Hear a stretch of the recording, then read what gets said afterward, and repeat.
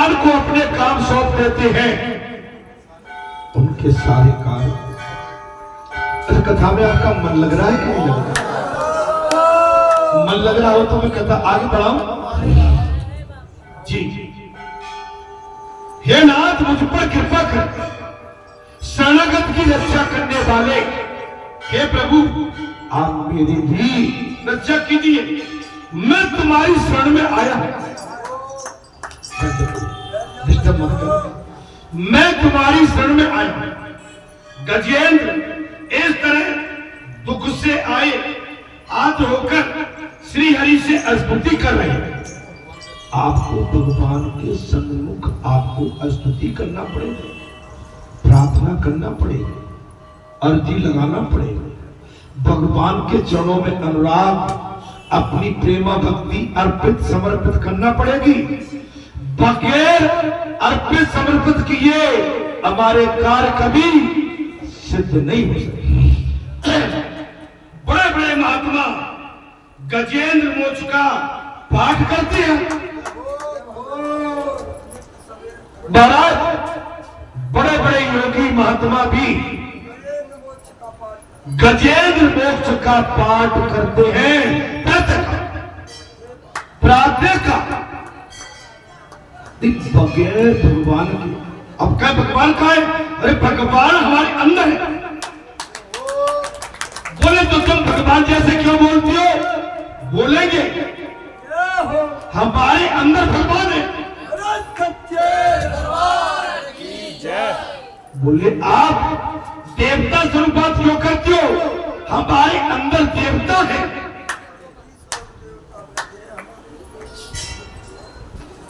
अच्छा, अपने अंदर से भगवान की शक्ति को निकल जाने दो। आप अपने शरीर को उठा के चला के बता दो, मैं आपका जीवन भर आपका दास बन के रहूंगा। 12 पुजारी जी आपके अंदर है, जब बेकन तुम देकर हारे, जब बेकन तुम देकर हारे, विधि हरि संग न चावन हारे, सोई जानो ताय देव जनाई, जानत तुम्हें हो जाए, तुम्हारी कृपा तुम्हारी रघुनंदन, जानत भगत भगत।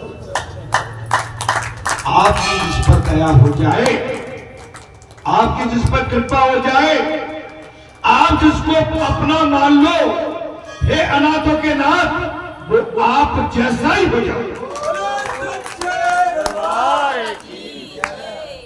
कैसे? ऐसे उल्टा नाम जपा जग जाना, वाल्मीकि भय ब्रह्म समाना। क्यों? वाल्मीकि तो डकैत थे, डक्का डालते थे, ब्रह्म समान कैसे हो गए? जिन्होंने अपनी पूरी तपस्या भगवान के भजन में झोंक अपने शरीर की सुध-बुध खो दी, शरीर पर कीड़े मकोड़े दीमक चढ़ गए, जो नाशवान शरीर था वो कीड़ों ने चुन ली। ब्रह्म जब वाल्मीकि जी की काया, जो संसारी काया थी, वो जब हटी, एक प्रकाश में काया आ गई। वाल्मीकि की काया में से एक प्रकाश प्रज्वलित हो गया।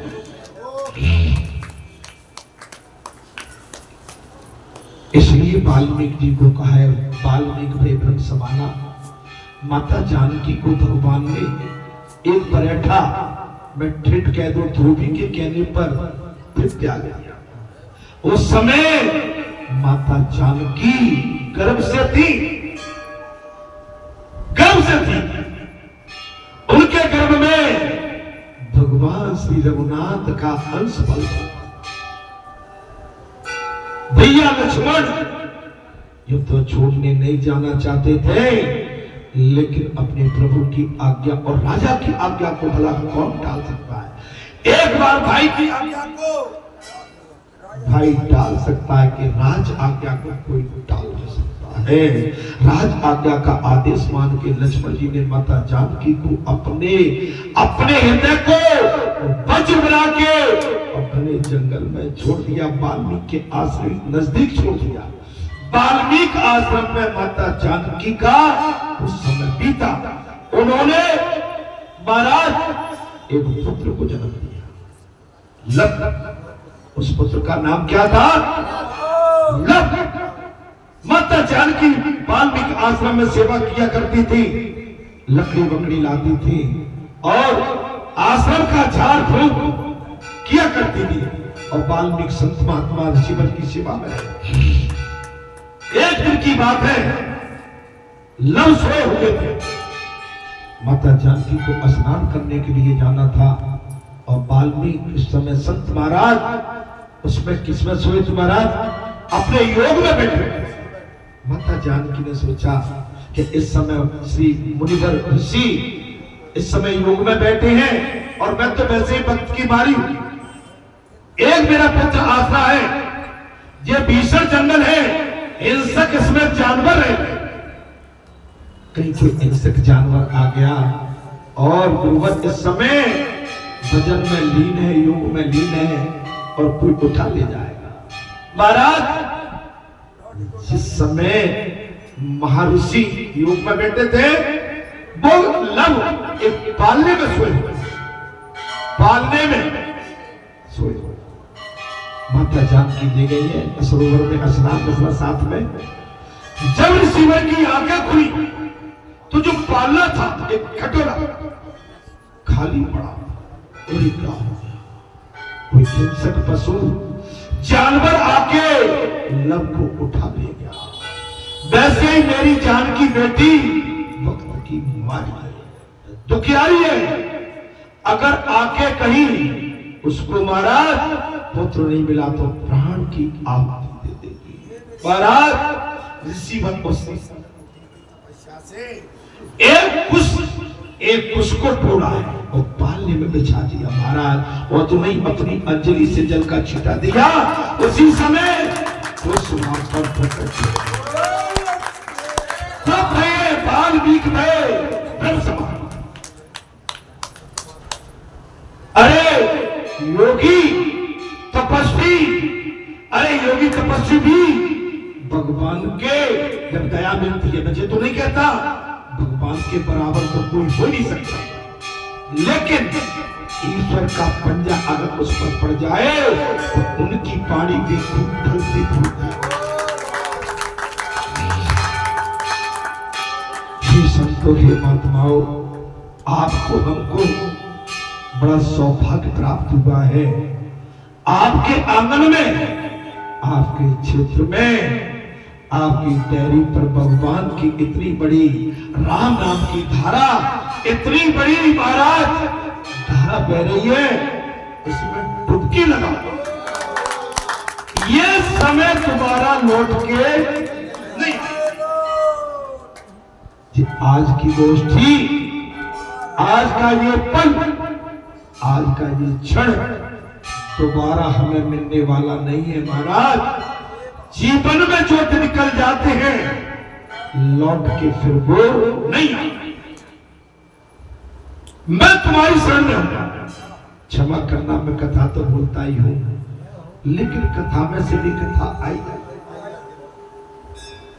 जब काल पकड़ता है महाराज तो क्या करता है?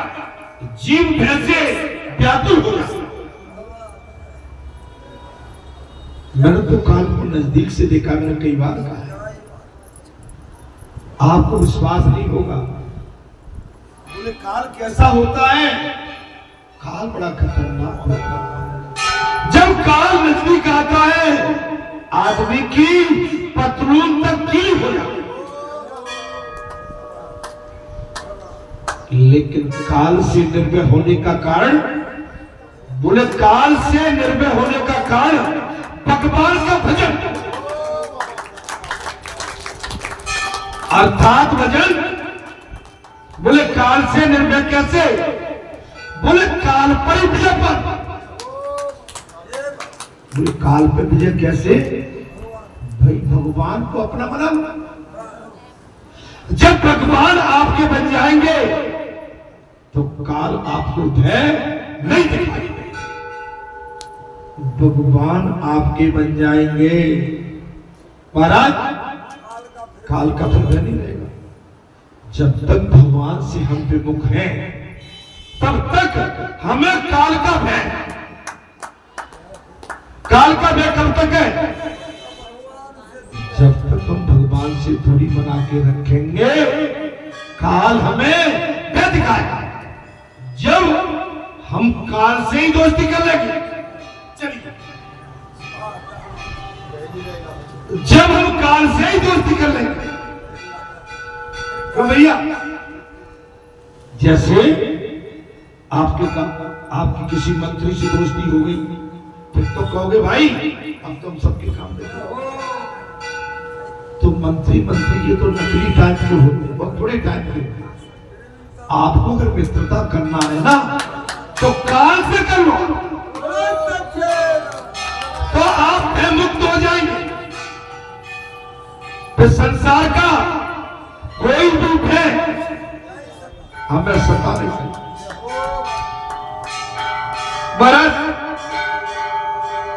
तब जीव भय में व्याकुल होकर कैसा घबराता है, ऐसा सोचकर गजेंद्र जैसे आगे बढ़कर गजेंद्र महाराज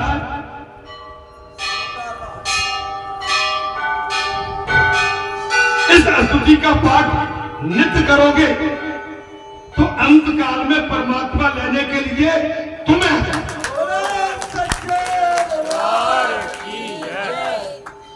किसका? गजेंद्र मोक्ष का पाठ यदि स्तुति हम नित्य करेंगे तो परमात्मा आपको हमको लेने आ जाएगा। प्रातः काल में पवित्र होकर जो भी व्यक्ति भगवान गजेंद्र की स्तुति का पाठ करेगा उसकी बुद्धि अंत काल में भी निर्मल हो जाएगी। अरे अब तो सुन लो मेरे भाई, हाथी जैसा ये शरीर हमारा आपका सबका, अरे अंत में हाथी तो पशु था और पशु होने के बाद हाथी ने भगवान से अपना स्तुति करके भगवान को अपना बना लिया। भगवान ने आशीर्वाद देके कह दिया प्रातः काल पवित्र होकर जो भी व्यक्ति भगवान की गजेंद्र स्तुति का पाठ करेगा उसकी बुद्धि महाराज अंत काल में निर्मल हो जाए,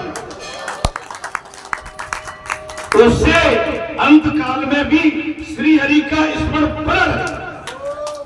अंत काल में भी अब समझ में आ रही है? अच्छा हमारे पास टाइम बहुत कम है। इस स्तुति का पाठ मनुष्य को संकट से मुक्त करता है। इस स्तुति का पाठ मनुष्य मात्र को संकट से मुक्त करता है। ये स्तुति दुष्ट स्वप्न के फल का नाश करता है। ये स्तुति अगर आपको राक्षस गति के कोई सपन आदि आते हैं उनका भी इस स्तुति का पाठ करने वाले को बुरे सपने नहीं सुनाते।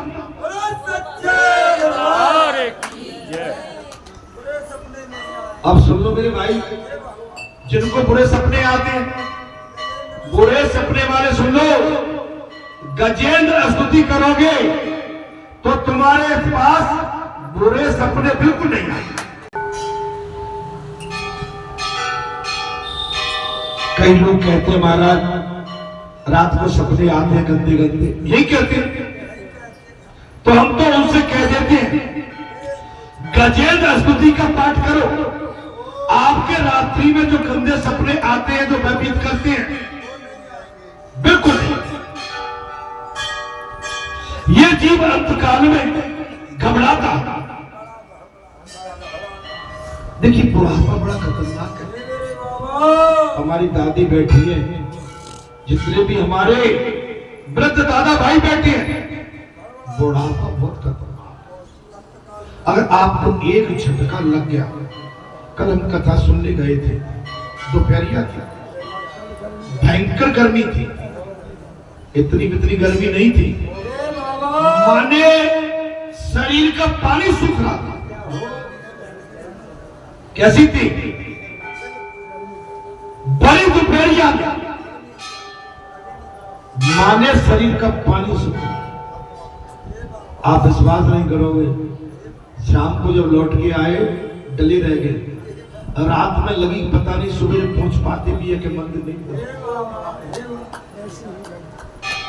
अच्छा पहुंचना तो फिर भी ठीक है, हमारे दिमाग में कुछ और ही चल रहा था कि भाई आरती भी करना पड़ेगी, सुंदरकांड भी करना पड़ेगा, कथा भी करना पड़ेगा। आके बैठ जाना अलग है, लेकिन करना उससे भी अलग है। दादी शरीर का पानी सुनी, मने कल तो आंखें चल रही थी।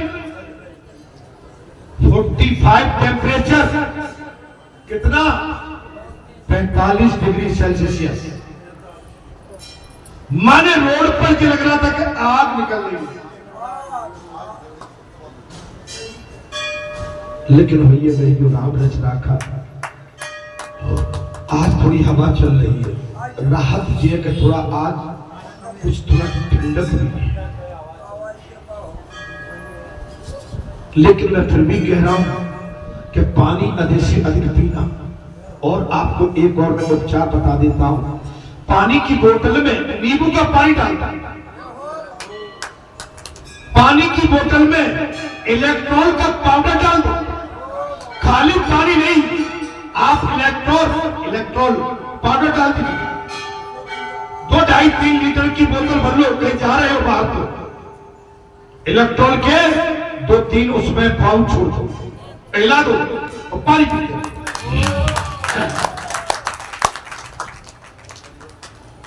नींबू पानी है, आप इसका अधिक से अधिक सेवन करिए। इस समय मैं कथा की होगा, अंत काल में जीव अतिशय दुखी होता और अंतिम समय में जीव बहुत दुखी होता। आपके हमारे जीवन की कोई गारंटी बची नहीं है। गारंटी तो पैदा होते हैं उस दिन से नहीं है, लेकिन इस समय तो बिल्कुल भी नहीं है।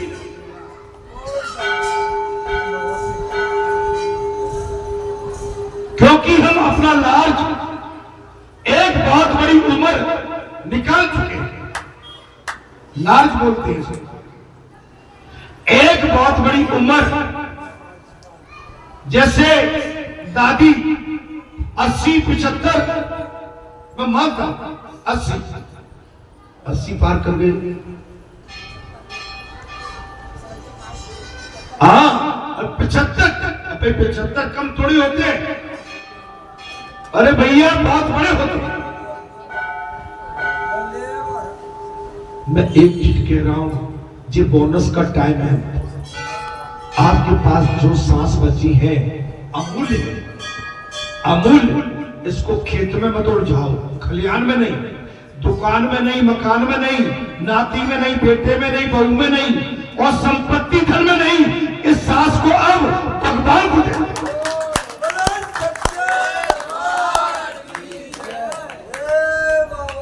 एक सांस को भगवान को दे।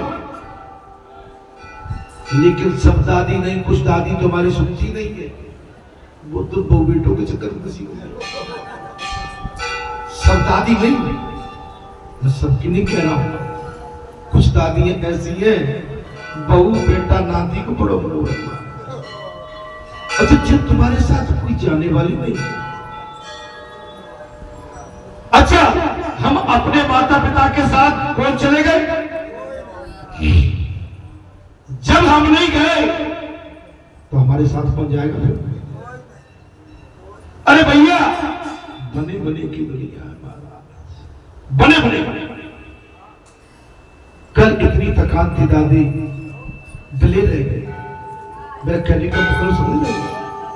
उम्र ऐसी है जी, अगर इसमें एक थपेड़ा कहीं जोर का खा गए तो उठने में देर हो जाएगी।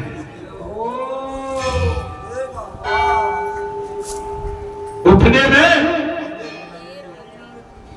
अंतकाल में क्या, अंतकाल में जीव अतिशय दुखी होता है। ऐसे समय में ईश्वर को स्मरण हो सकना बड़ा कठिन। जीव हाय हाय में मरा। मैंने कहा ना तो पहले तो मीरा मारा वो तो मीरा का भी, कृष्ण राधा का भी, श्याम तेरी मुरली बड़ी पीड़ा देती है। लेकिन ये मोबाइल इतने बैरी हो गए तुम्हारे, ये मोबाइल जिस सौतन से भी बढ़ के सौतेले हो गए। अब देखो हमारे पंडित जी को बड़ा मोबाइल दिया है, बड़े छोटे।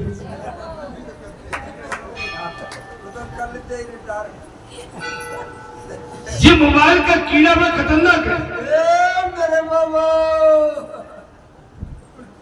मोबाइल आपको ध्यान है, भजन में, कीर्तन में, सत्संग में बाहर जा रहे हो, मोबाइल को डाल दो, जरूरत पड़ी तो ठीक है, नहीं बंद, जरूरत नहीं है जी। हमारा बैरी है, बैरी।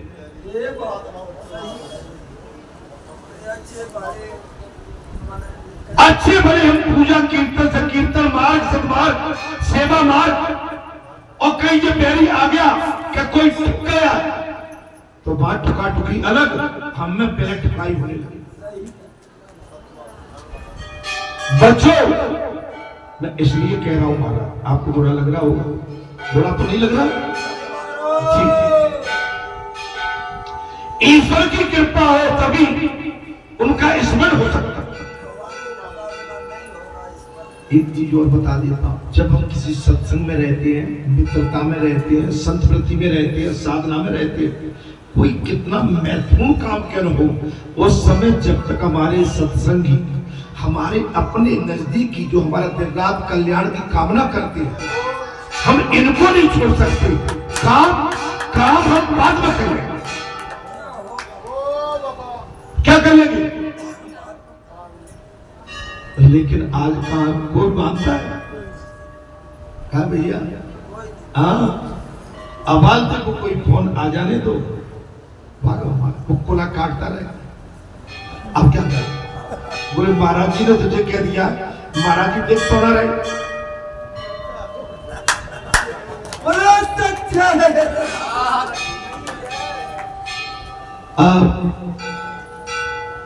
आप समझ लो महाराज, जिसके 4 आंख लगी हो,